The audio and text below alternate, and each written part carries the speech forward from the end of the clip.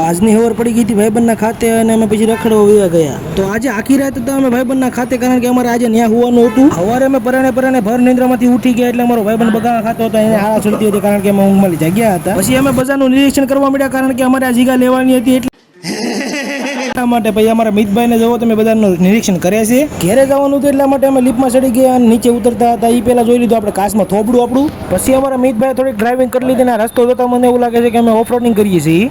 ખાતેલી ઘરે જવા માટે નીકળી ગઈ, પેલા ગાડીમાં પેટ્રોલ પૂરું થઈ ગયું એટલે આવી ગયા પેટ્રોલ પંપે પેટ્રોલ પુરાવા. પછી હું ઘેરે આવી ગયો અને નાઈ ધોઈને ફ્રેશ થઈ ગયો છું ને હવે તમારો ભાઈ મસ્ત મજાનો તૈયાર થઈને બેઠો છે. પછી બપોરના વાગી ગયા હતા એક એટલે તમારો ભાઈ જમવા માટે બેસી ગયો ને મસ્ત મજાનું જમવાનું મમ્મીએ બનાવેલું હતું. એટલે જમ્યા બાદ પછી થોડુંક મીઠું તો જોઈએ ને એટલા માટે આપણે ખલેલા ખાઈ લીધા. ખલેલા ખાઈને હજમ નતા થતા બેઠા એટલે પછી અમે મોલમાં ફરવા આવી ગયા.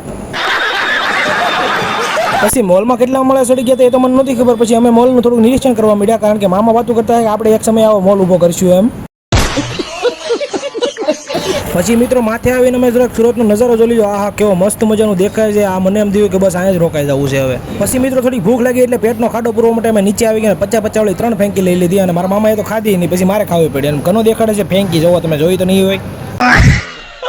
પછી વરસાદની સિઝન છે એટલા માટે અમે સવાણીમાં આવી ગયા હતા રેનકોટ લેવા મારા મામાના છોકરા માટે, એટલે રેનકોટ વીણતા હતા એ. તો પછી મિત્રો રેનકોટ લઈને અમે ઘેરે આવી ગયા. ઠીક મળીએ છીએ એક નવા વિડીયોમાં. વિડીયો ગમ્યો તો ફોલો કરવાનું ભૂલતા નહીં. Bye bye.